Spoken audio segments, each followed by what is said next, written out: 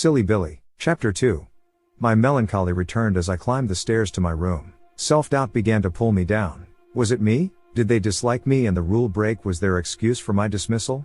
Confidence wasn't something I had in abundance, in fact the Miltons firing me had dented it. Feeling lonely and vulnerable, I entered my room, trying to pull myself from descending down into a dark hole of depression.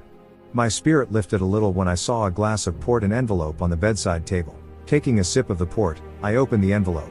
It was a thank you card which read, "So sorry it didn't work out, Billy.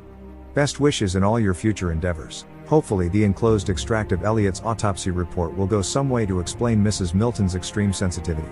Signed, Mr. Henry Milton." My second sip of port was accompanied by a warm glow. I pulled out the old piece of paper. Sadness enveloped me as I read. The report gave me some understanding of Mrs. Milton's grief and mental state, and it corroborated what the locals in the bar told me. I guess my covering his face had painful associations for her, and it did go some way to explain my dismissal, making me feel better about myself. Taking another sip of port, I felt woozy and suddenly wondered how they knew I'd covered his face. What triggered the alarm? That question swam round my head while packing my paltry belongings back into my backpack ready for my morning trip back to London. But despite my few belongings, I couldn't finish the task as a combination of the port and worry conspired to compel me toward the bed. I lay down and felt myself drift towards a deep and heavy sleep.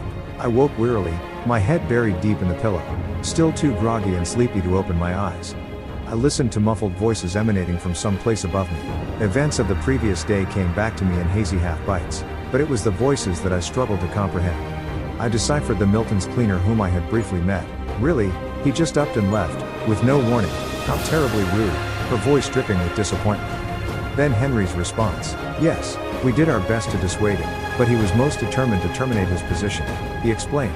What? Was I really hearing this blatant lie? My head remained burrowed in the pillow, my eyes tightly shut like I was in some kind of semi-sleeping limbo. My head throbbed and I felt severely hungover, yet I'd had just a few sips of port. The voices continued to mumble on, this time discussing the minutiae of their day ahead, yet still I didn't want to open my eyes, fearing the sudden light and the pain it might inflict.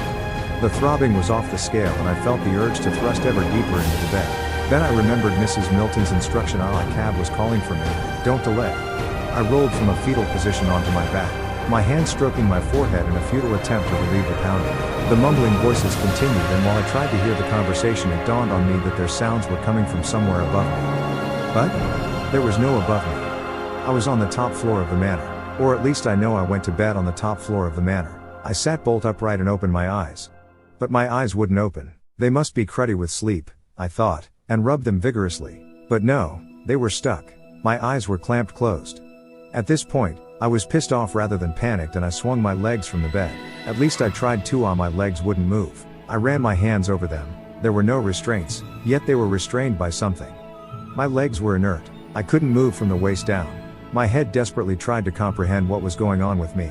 Help me, I said, somewhat pathetically. Help me, I shouted, angrily. No one responded to my desperate calling. Checking my eyes again, I felt the edge of my lids and ran my fingers slowly around them. They were fused tightly to my bottom lid, as though they'd been welded shut. I felt the hard ridges of a molten plastic material around my eyes. I wanted to cry, but held back as the tears had no outlet and I feared my eyes would flood and bust. Recalling the previous assault on my ears, and now this with my eyes, my anger continued to rise. My temper gave way to terror at being blinded and disabled. I threw my head back and inhaled a great lungful of air. Then I screamed, and screamed again. My screaming continued until my vocal cords collapsed, giving way to a guttural, animal-like groaning.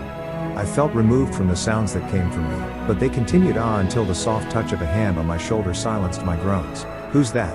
I asked, my voice, scratchy, scream damaged and cowering. Mrs. Milton, is this you? When there was no reply I became passive, like a child desperate for forgiveness. I'm sorry if I missed the cab. If you take these things off my eyes, I'll be on my way. I promise I won't mention a thing about this to anyone. I whimpered. There came no reply, but the hand remained resting on my shoulder. I touched it, my fingers tracing the contours, searching for clues as to the person's identity. The hand was smooth to the touch, hairless and soft, which made me perceive a young female in my head. Please, who is this? The response was a gentle grip on my shoulder, which gave me no answers and did nothing to assuage my growing anxiety. In fact, it simply intensified my fear. Then, in the blackness I became aware of a smell. The overwhelming smell of lighter fuel invaded my nostrils. Using all my strength, I tried to swing my legs off the bed, but they wouldn't budge. The hand left my shoulder and I felt the bed rise when the weight left it. With a jolt, I remembered the woman from the pub recalling Elliot's death. The truth hit me hard. I was going to be burnt to death. I was literally going to be fired, as some kind of warped retribution for breaking the rule. As I lay helplessly awaiting my fate, I surmised the Miltons were crazy with grief and motivated by vengeance for the death of their son, Elliot. Laying my head back on the pillow, I wondered, how many more had suffered this fate before me?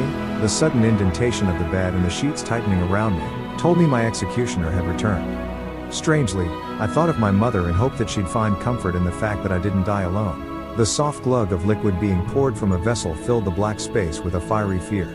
But I was resigned to my fate. A sudden calm soothed me. I flinched when I felt a soft wetness being compressed over my right eye. Gently my eye was being swabbed, and whoever was doing it continued on my left eye. Without my sight, my remaining senses were hyper-heightened, and the soft breaths on my face, accompanied with a gentle touch, suggested a caring, rather than violent presence. Hope fluttered in my stomach. I didn't talk as the unseen person continued to swab my eyes with the strong-smelling solution. I remained like a cowed animal, dependent on a kindly human for my savior. The unseen presence continued to work on my fused eyes with a conscientious care. Eventually, I felt my lids loosen, my right eye partially opened, and I saw a strange blurry figure, leaning over me. "Please, is this you, Mrs. Milton?" I asked, again. Again, there came no reply, only soft breathing and a continued swabbing of my eyes. My left lid suddenly pinged open, and this time it was the invasive light that blinded me. Slowly my left eye became accustomed to the light and it began to focus. The sheet that covered me was my first sight, brightly colored and covered in cartoon characters.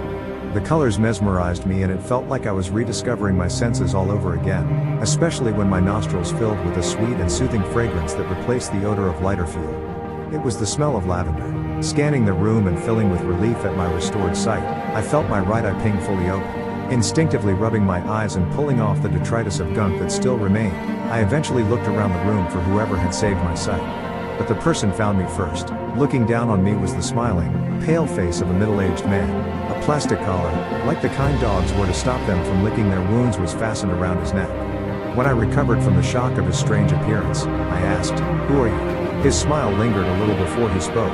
"I'm Elliot." "You're dead," I said, confused. He placed a cotton wool swab back into a bowl. "Don't be silly, Billy. Do I look dead, too?"